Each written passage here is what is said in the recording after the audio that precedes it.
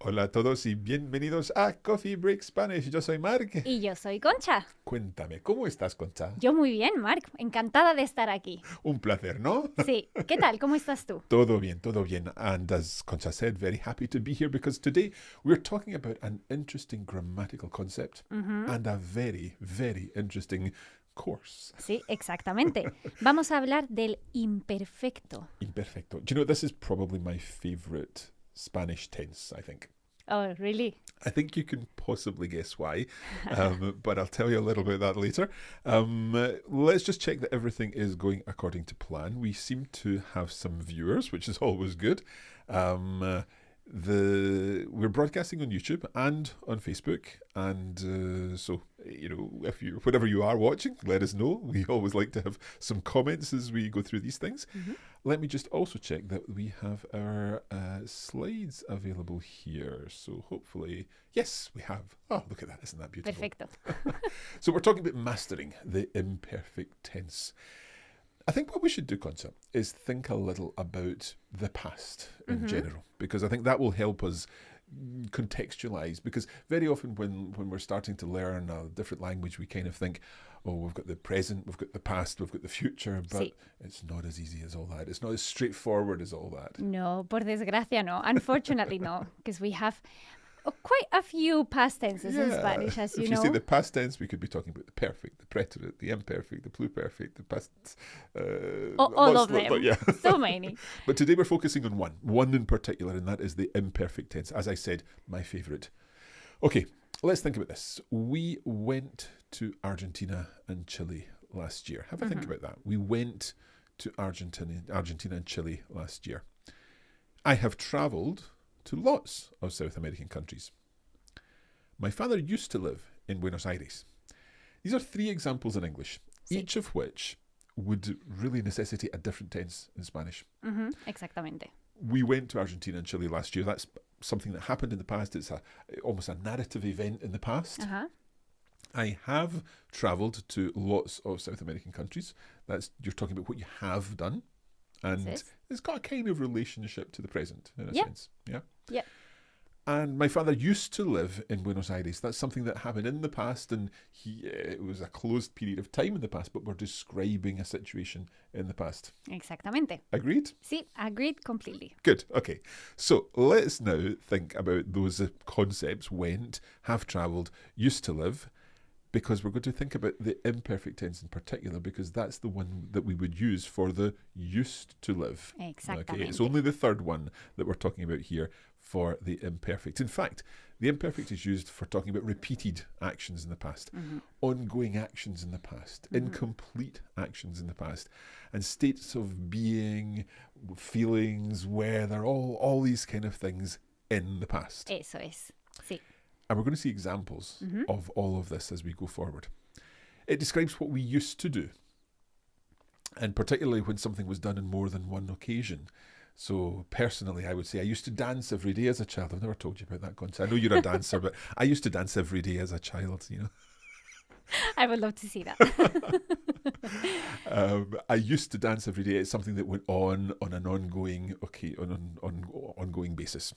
Okay, so this is the imperfect, and we're still thinking about English. I always feel, as an English speaker, it helps for me to kind of contextualize the situations where we use a tense before we actually look at examples in the language. Yeah, I agree completely, especially because it's the context was going to trigger one past tense or another. Exactly. Yeah. Okay. It also is used for describing what was happening. For example, when something else happened, we were watching television at the time. Sí. Okay. We're deliberately not going into Spanish here. I know you're probably desperate to hear some Spanish, but not yet. We'll get there. We'll get there.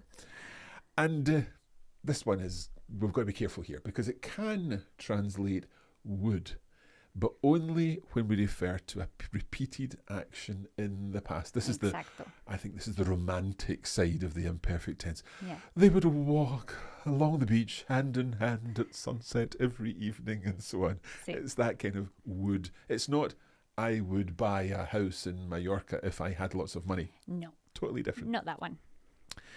Okay, so just be careful with that one. Just be very, very careful. It's normally used to talk about most descriptions in the past. So when we're talking about people, places, clothes, feelings, weather, that's when we're using the imperfect. It was warm and he wore a t-shirt and shorts or whatever it was. Now, finally, we're seeing some Spanish. Yay. Because there is another situation where we really are going to see the imperfect regardless. It's going to be guaranteed 99% that we're going to see an imperfect tense. So let's hear some of these nice expressions in Spanish. Okay, I'll read them for you. So the first one is a veces. So at times, Then we have frecuentemente, frequently, cada día, every day, siempre, always, todos los días. every day, another way of saying it. Eso es. And de vez en cuando. I love that one. De vez en cuando, De from vez en time cuando. to time. Sí. Nice. So these are the words that when you see them, you know that the next tense you're going to see, if you're talking about the past, is going to be an imperfect. Okay, we've talked about how we use the imperfect. We've not given you really any examples in Spanish. That's coming. But I wanted to, first of all, as I said, put it into context, think about exactly when you use it so that when we come to use it, we know exactly which tense we're using. Perfecto. If you are confused, type 1 in the chat. If some of it makes sense, type 2. But if everything is okay so far, then type 3. And we'll keep an eye on the chat, and that way we'll know that things are making sense. Also, let us know where you're watching from in the chat. We've got Marcel saying buenas tardes. We've got, Marcel is watching us from Holland. And Deb is joining us from los Estados Unidos. Muy lejos. Muy lejos, sí, sí, sí. We are, in case you didn't know, we're in Scotland this afternoon. Eso es. And this is where Coffee Break is based, and from where we bring you all of our content to help you move forward with your Spanish. The good news is, buenas noticias, porque tenemos muchos tres en el chat. Perfecto. Me gusta. Okay, let's move on then if the things are making sense. If you do have any questions, please post them and we'll get to your questions. It's time now to actually look at how we form the imperfect. We've talked about how it's used. The reason we didn't give any examples is because we hadn't learned how to form it yet. Eso es. So let's look at conjugating the imperfect. And this is the wonderful news. It's so regular. It's so easy. regular. So the first example would be for AR verbs. And now it's probably clear why I love the imperfect so much. I think I know why. It ends in ABBA, like everything does. If you know me, you know that I'm a huge ABBA fan. And of course, that's A-double-B-A, but here we're looking at 1B. Let's take hablar. Vale, perfecto. I'll conjugate hablar for you then. And I'm going to be using our famous hand gestures. Perfecto, sí, sí, sí. Entonces, para yo es hablaba, hablabas, hablaba, hablábamos, hablabais, hablaban. Okay, so what we're saying here is I was talking, you were talking, he or she or it was talking, we were talking, you all were talking, they were talking. So the whole conjugation, as you probably know, every verb is conjugated in 6 forms in Spanish, and those refer to different people, different persons. And that's how we translate it. So I was talking, or I used to talk, or even just I talked, again, depending on the circumstances. Eso es. So that's our AR verbs, and they all work the same. So all regular AR works the same. Sí. And then the next bit of good news, this is the piece of good news number 2. ER and IR verbs have the same endings. That is wonderful. Honestly, I love this tense as well. So we've got ia, ias, ia, iamos, iais, ian. Let's put this together with an ER verb, perhaps comer. Vale. Yo comía, comías, comía, comíamos, comíais, comían. Okay, so again, let's use used to this time. So I used to eat, you used to eat, he, she, it used to eat, we used to eat, you all used to eat, and they used to eat. Now, of course, we also need to remember that third person singular and third person plural also refer to the usted and ustedes forms. Exactamente. So it could mean you formal eat, or used to eat in this case, or you plural formal used to eat, or used to eat. Yeah, used to. Oh dear. So that's an ER verb, comer. But we can do the same with an IR verb. Would you like to choose a regular IR verb? Por ejemplo, vivir. Vivir, perfecto. Yo vivía, vivías, vivía, vivíamos, vivíais y vivían. Perfecto. So very straightforward. I was living, you were living, he, she, it, or you polite were living.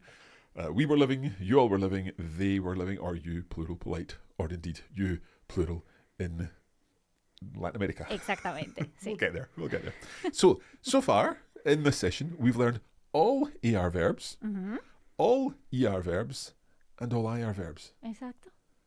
Now, as if this couldn't get any better, there's one more piece of good news. Concha, what's Sí. that third piece of good news? That we have very few irregular verbs. Yeah. Increíble, increíble. Es genial. We've got 3 irregular verbs. Solo 3. In the whole of the Spanish language, there are only 3 irregular verbs in Spanish in the imperfect tense. Sí. And they are ir, Eso es. So let's. ser. Oh, sorry, Sorry. I'll just say ir, ser, and ver. Ver. Those 3 verbs. So Eso let's go es. through ir. Vale, So perfecto. to go. So, yo iba, ibas, iba, íbamos, ibais, iban. So I was going, you were going, he, she, it, you polite were going, we were going, you all were going, and they were going. Okay? So that's ir, to go. Then we've got ser, to Eso be, one of the verbs to be. Eso es. Yo era, eras, era, éramos, erais, eran. Okay, perfecto. Y finalmente, ver. Yo veía, veías, veía, veíamos, veíais, veían. It could not be more straightforward. So Totalmente. we've got regular verbs, which are either aba, abas, aba, and so on.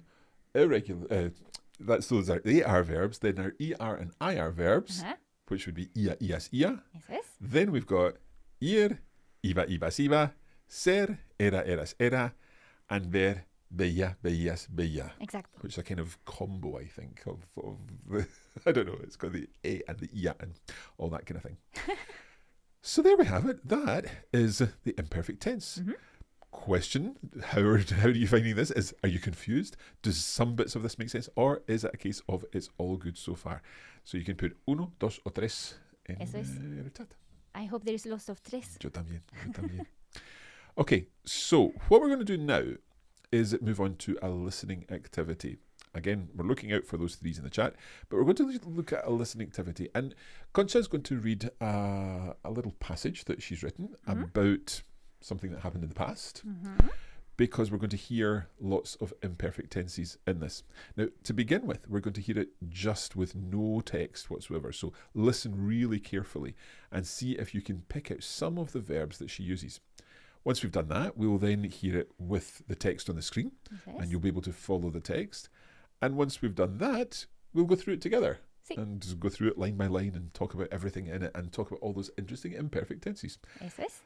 ¿Te parece bien? Me parece perfecto. Ok, pues vamos a por ello. Pues venga. Cuando era pequeña, mi familia y yo solíamos ir a la casa de campo de nuestra abuela a pasar un par de semanas en verano. Mi abuela, mi prima y yo nos despertábamos al amanecer.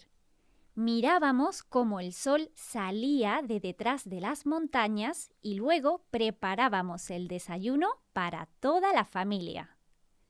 Después, cuando hacía calor, íbamos a la piscina, donde nos bañábamos, jugábamos a las cartas, leíamos un libro.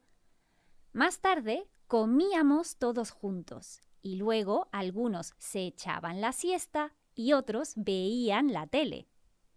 Por la tarde, volvíamos a la piscina. Para terminar el día, cenábamos juntos y luego todos jugábamos a algún juego en familia. Eran unos días maravillosos. Tengo muy buenos recuerdos. Ay, qué bien. It's a true story. True story, nice. So what we're seeing here, you immediately hear lots of íbamos or habamos. we hear lots of íamos because you're talking about we did such and such, we did such and such. Eso es. So we're hearing a rhythm. The kind of repeating of these forms really helps us kind of sort our heads in that particular time, and we can see all the different things that happen. Now, hopefully you understood a fair chunk of that. What we'll do now is bring the text on screen and we'll go through it again, and then we'll go through it line by line. So let's take a look at the beginning of this text. Vamos allá. Cuando era pequeña, mi familia y yo solíamos ir a la casa de campo de nuestra abuela a pasar un par de semanas en verano. Mi abuela, mi prima y yo nos despertábamos al amanecer. Mirábamos cómo el sol salía de detrás de las montañas y luego preparábamos el desayuno para toda la familia. Después, cuando hacía calor, íbamos a la piscina, donde nos bañábamos, jugábamos a las cartas, leíamos un libro. Más tarde comíamos todos juntos y luego algunos se echaban la siesta y otros veían la tele. Por la tarde volvíamos a la piscina. Para terminar el día, cenábamos juntos y luego todos jugábamos algún juego en familia. Eran unos días maravillosos. Tengo muy buenos recuerdos. Okay, lovely. Muchas gracias. Nada. What I'd like you to do, if you don't mind, is let me know in the chat again how you found that text. Was it really straightforward? Put 3. Was it okay, you understood chunks of it? Put 2. Or if it was really quite a challenging text, then put 1. And then again, that helps us get an idea of the levels based on how you're getting on in this. What we're going to do now is go through the whole text in detail, and we'll talk about the language used, and particularly focusing on those imperfect tenses, because there are lots of them in here. Lots and lots and lots. Okay, so interesting to see some 2s, some 3s here so far. Good stuff. Bien, bien. Okay, let's go through it. So, to begin with, Concha said, cuando era pequeña, when I was small. Now, there's that first era. It's from the verb ser. Eso es. And it's one of our irregulars. But how many irregulars are there? Solo 3. Solo 3. So, when I was small, mi familia y yo solíamos ir a la casa de campo de nuestra abuela. So I love this verb, solíamos. It's from the verb soler. Eso es. What does soler mean? Soler means when you tend to do something, or when you usually do something, or in this case, when you used to do something. Yeah, so we tended to go to the casa de campo, the country house de nuestra abuela, of our grandmother, a pasar un par de semanas en verano, to spend a couple of weeks in the summer. Eso es. Could we have said para pasar un par de semanas? Sí, también. Okay, so both work. Sí. Mi abuela, mi prima y yo, so my grandmother, my cousin and I, nos despertábamos al amanecer. So you didn't have a long lie on holiday? No. Well, depends on what time we went to bed. Okay. But yeah, normally no. So despertarse is a reflexive verb. It means to wake up. And we used to wake up al amanecer, at dawn. Eso es. Okay. Sí. At sunrise, I guess. Mirábamos como el sol salía de detrás de las montañas. So we used to watch how the sun rose, salía de detrás de las montañas, from behind the mountains. Y luego preparábamos el desayuno para toda la familia. And then we used to prepare the breakfast for the whole family. Exacto. Now, remember that whole romantic idea of the would part of the imperfect? I think that could be used here, couldn't it? Sí. Sí, perfecto. And it's a perfect description as well, because we used to look how the sun would rise from behind the mountains. Yeah, it just paints that sort of extra stroke of the brush, doesn't it? I like the would in the past. It's a nice translation. Okay, let's go on. Después, cuando hacía calor, íbamos a la piscina. So later, when it was warm, so it was doing heat kind of thing, Sí. íbamos a la piscina. We would go to the swimming pool, or we used to go to the swimming pool. donde nos bañábamos, where we swam, jugábamos a las cartas, we played cards, leíamos un libro, we read a book. Now notice there that I've said where we swam, where we played cards, where we read a book. I'm using simple past tenses in English. Sí. And that's okay. Yeah, that's okay. The only thing is that these are actions that happened regularly when we went, and again, another past tense, to the pool. So that's why we are using the imperfect, because it's something that we used to do when we went to the pool. Swap it around for a moment and tell me that, I don't know, at the weekend, you went to the swimming pool, you swam with your friends or with your family. Okay. You swam, you played cards, and you read a book. Vale. So I would say, la semana pasada fui a la piscina, me bañé, o bueno, nos bañamos, if it's us. Jugamos a las cartas, leímos un libro. So it's a little tricky when we're using the nosotros form because we don't hear the preterite so much there. So let's hear it with the yo form. Perfecto. Entonces, fui a la piscina, donde me bañé, jugué a las cartas y leí un libro. So there we're hearing a preterite, another past tense, and that's the past tense that's used for very straightforward narration events in the past. Eso es. But these ones are different. So there, Concha was saying what she did this weekend, 3 separate things that she did. But here in the text, we're talking about what they did every year when they went to holiday their grandmother's house. Exactly. And it's also kind of like a description of a context of what was going on. We wouldn't necessarily bañarnos every day or jugar a las cartas every day. So we used to do these things. Yeah, exactly. Yeah. Good. Y más tarde comíamos todos juntos y luego algunos se echaban la siesta y otros veían la tele. So, and later on we would all eat together and then some would have a siesta and others would watch the TV. That's interesting. Echarse la siesta. Okay, can you hacer una siesta? You can hacer la siesta. La siesta. Yeah. But you echarse, you get more impression of throwing yourself into. Oh yeah, for sure. Like dive into the bed, as it were. Because it's so hot and you just need a little rest. Yeah? Sí, totalmente. Okay, what happened in the evening? Por la tarde volvíamos a la piscina. You went back to the swimming pool. Para terminar el día, cenábamos juntos. To end the day, we ate together. Y luego todos jugábamos algún juego de familia. And we all played some board game, some family game. Eso es. Eran unos días maravillosos. There were some fantastic days. Tengo muy buenos recuerdos. I have got some really good memories. Okay, now hopefully all of you who have been listening to that, even if you put 2 beforehand, hopefully now you're nearer a 3. That things make a little more sense now based on what we've been talking about. We're going to take things forward from here and talk a little more about the masterclass because this content is taken from our Coffee Break Spanish Masterclass program. And it's a program which runs over 6 months and actually begins tomorrow.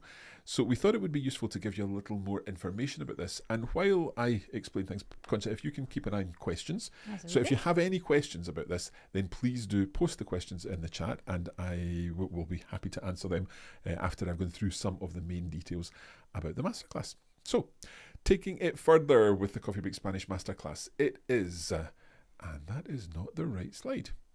Okay, well, we'll start with this slide anyway. Okay, not to worry. It is coffee break length. Okay, so what does that mean? Basically, it's a program that is made up of short, friendly, fun episodes where in each episode, in each lesson, you are moving forward with your Spanish. And of course, they can all fit in a coffee break. So they're around 15 minutes long, 15 to 20 minutes long. Their coffee break style, very friendly, very fun, and not turn to page 37 of your book and write that passage out and do some vocabulary revision. Or it's enjoyable. It's conversations, and there's a learner, there's a teacher. We're working together with all of the coffee break lessons, just as we would do in all of our series. And of course, Coffee Break Quality, because we put a lot of effort to make sure that everything is absolutely spot on quality-wise, and we make high quality video, high quality audio to help you get as much as you can out of the materials. The Coffee Break Masterclass runs over 6 months with 6 different modules. And each module, you get a number of lessons that you can do where and when it suits you. They're not lessons that happen at a particular time. They're lessons that are made available to you at a particular time, and you can do them whenever it suits you after that. Let's take a look at the curriculum and what we're going to be covering in the masterclass. The first module is on frases hechas. So that is a module on idiomatic expressions. This is where we help you sound more really like a native speaker, because native speakers would use frases hechas all the time. These are things like idioms and sayings and different expressions that make you feel that you're mastering Spanish more. I'm thinking meter la pata, for example, when you put your foot in it or something like that. So that's Module 1 on frases hechas, where you also build your vocabulary.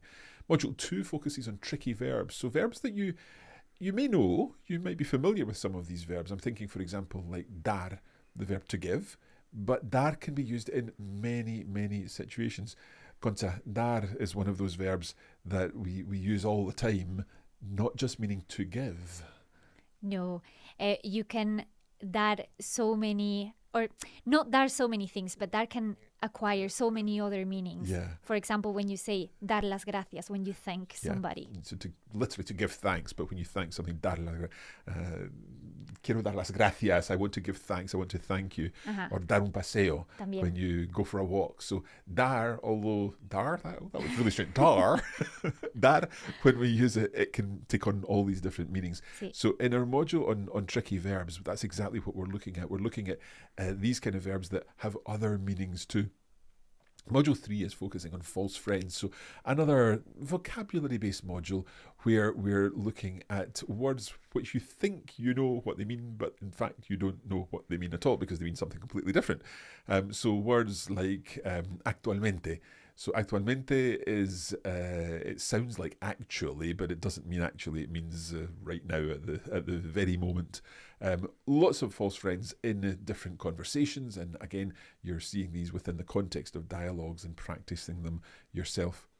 In Module 4, and this is happening in January, so Module 1 October, Module 2 November, Module 3 December, Module 4 in January, that's tense mastery, and we'll be looking at different tenses and really getting to grips with all of these tenses. So as you've seen today, we've been looking at the imperfect, that's one of the tenses we look at, but we'll also cover the preterite, we'll cover the perfect, we'll cover the future, and in that module you really will begin to build your confidence on how to use these tenses in different ways. In Module 5, we are focusing on a topic that unfairly scares some learners, I think. It's the subjunctive, and it's a special type of verb which is used in particular situations. So with the subjunctive module, we'll look at not only how it's formed, but when it's used and triggers that mean that you need to use a particular subjunctive at a particular time. And finally, in Module 6, we're looking at tricky Spanish. So those things that really cause learners some difficulties. I'm thinking, for example, like por en para, a very, very common tricky thing that learners experience. Concha, you've been helping with the masterclass for many years now. Any particular favourite modules? I think probably the subjunctive one. Ah, okay. Yeah. I mean, as a Spanish teacher, I love the subjunctive unconditionally. But I think that's when you can use the subjunctive as a native speaker is when your Spanish kind of like, whoop, like jumps a little bit in level. Yeah. And I think it gives you, when you use it correctly, you kind of do, oh, I use the subjunctive. Yeah. And you feel that confidence coming through. So I think that's a good one. Good. Okay. So that is the curriculum of the masterclass that we're focusing on. Again, if you've got any questions at all, please don't hesitate to post them, and we'll answer them as we get to them. Okay, the schedule of the masterclass. Now, I need to go full screen for this one. Let me just see if I can do that. The schedule for the masterclass looks something like this. So this is October, and we're starting tomorrow. So Module 1, Lesson 1 is made available tomorrow. And then on the 4th of October, you'll get another lesson. And then you'll get another lesson on the 8th, and then another activity on the 11th. And so you can see that the activities and the lessons are spread out over the course of the month with additional materials at the end, like our checklist, our video review, and we'll also have our test at the end. So that helps you work your way through the modules. Let me just take that away again. Sorry, I'm pressing the wrong button here. There we are, thank you. So for the target audience, again, I'm going to go full screen again here. The target audience, this is something that we want to make sure is very clear, because the target audience is for those of you who are at an intermediate level and you want to progress beyond that intermediate level. So if we imagine the journey of learning Spanish, working through what we call the Common European Framework of Reference for language learning, and we go through level A1 as beginners, A2 as upper beginners, and then move into lower intermediate, and then move on beyond the intermediate to upper intermediate and on to advanced. So we believe that the masterclass sits very much between that B1, B2 level. And the idea there is that we're helping you move on beyond that, making progress as you progress. Making progress as you progress. That doesn't really make a lot of sense, but you know what I mean. Making progress as you work through the lessons for the masterclass. Pricing. Let's talk about pricing. So all of the elements of the masterclass, there are many elements. Let's take a look at them. You get 5 lessons per month. You get the bonus activities. You get a module test at the end of each module. Then there are email check-ins, so we'll let you know when a new module is available and let you know that there's a new activity on. We also provide guaranteed feedback. So in every episode or every lesson, you get a homework activity that you've got to complete. And you complete that within the masterclass website, and you'll get guaranteed feedback on your work. So one of our tutors, it might be Concha, it might be another member of the team, would reply to you and give you feedback on what you've written. And the great thing is you don't only see your feedback, but you see everyone else's feedback. So you can learn multiple times with the whole class of the masterclass as everyone comes together to learn. And of course, at the end, you get a course certificate too. Now, the usual price for this is $649, but at the moment we are offering this for a special price in our opening week of $499 for the full 6 month. That's not a monthly payment, it's a full payment for the 6-month course. Now, there is a monthly payment. You can opt to go for the monthly version, and the monthly version is 6 payments of $129, but that's brought down to $99 at the moment again in our promotion. So that's the cost of the masterclass. Okay, let's move on. Oh, we're moving on to questions. Is there? Actually, one thing before we do go to questions. Let me just go to this screen, and this shows you a little about. It's kind of summary really of what we've talked about. So, 6 months, 6 modules. I know that this is very small, but I'll talk you through it.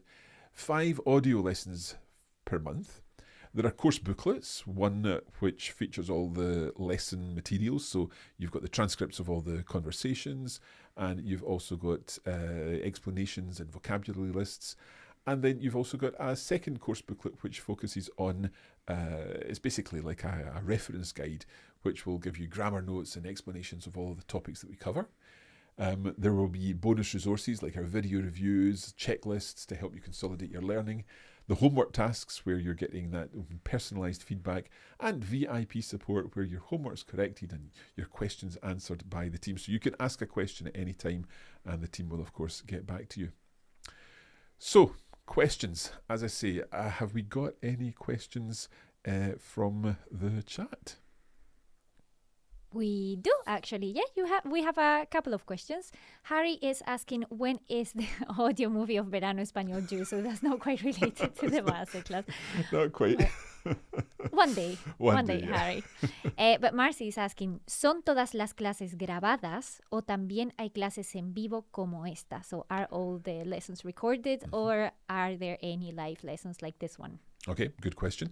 So the main lessons of the masterclass are recorded. So we've put together recordings of the different lessons with the audio materials. We've also recorded videos to contextualize each lesson, and the video reviews are all pre-recorded. So that means that they can be accessed where and when you want. They are made available on those days that I mentioned earlier, and you can access them and work through them as and when it suits you. In addition to that, we also are offering something new for this session of the masterclass, and that is live speaking classes. And these are an additional cost, so there's an additional bonus element that you can add when you purchase the masterclass. And there are 3 speaking classes per module. And with the 3 speaking classes per module, basically you'll join a small group at a particular time of day, and you will practice what you've learned in the masterclass. Exacto. We're really excited to be trialing this for the first time in our masterclass for this time. Sí. We have a couple of other questions. So one that I thought was very interesting, actually. Can you do just one module of the masterclass? Okay, so the answer to that question is no. The masterclass, we've created the masterclass as a complete course. So when you start the masterclass, everything that you do is progressive. Everything builds on what went before. So when you move into module 2, you'll be seeing the tricky verbs that came up in module 1, or the frases hechas, or whatever combination of things it is. And sorry, I'm going to have to cough, excuse me. That's okay. But yeah, it's thought in a way that everything that you see in a module has come up in previous modules. I think that's what you were wanting to say, Mark. Sí, exacto. So it's not really ideal if you only want to do one. If you want to make the most of this course, then you would start with module 1 and then build up till module 6. Exactly. I couldn't have put it better myself. I don't think I'm going to be able to put it better myself either. Yeah, so progressive, so it's not available as single modules. Exacto. We have another interesting question. So how much time do I need to commit to the course each month? Yeah, each month. I would rather focus on this every couple of days, let's say, because when we're looking at doing a particular lesson, the lesson itself, the audio lesson might last, let's say, 15 minutes, 20 minutes. So what we find is that some learners like to do that in the morning of a Monday morning or a Monday evening or something like that. So you would do the audio lesson then. Maybe the next day you would spend 10 minutes reading through the notes for that. Maybe the following day you would listen to the dialogues and the lessons again on your way to work, in the car or something like that. And then the following day you'd be ready for the next lesson. And it's that little bit every day. So perfectly feasible if you've got, let's say, 15 minutes a day. And I would say possibly most people have 15 minutes a day, depending on your work commitments, your family commitments, caring for family members and so on. You possibly will have 15 minutes a day that you can dedicate to this. Sí. And we also, well, not quite a question, but a comment. I'm afraid this level is high for me. I'm a beginner. So. Well, if you are a beginner, then please do check out Coffee Break Spanish Level 1, which is available on our website. You can head to coffeebreaklanguages.com/Spanish and you'll find Coffee Break Spanish Level 1 there. And we will accompany you every step of the way from level 1 all the way up to an advanced level. So hopefully that makes sense. Yeah. I see one other comment there. Marcy saying, perdóname, no entendí. Hay un costo adicional por las clases en vivo. Yes, there is. So the main masterclass price that we've mentioned covers all of the materials. It covers the tutor feedback. It covers all of the ongoing engagement with you.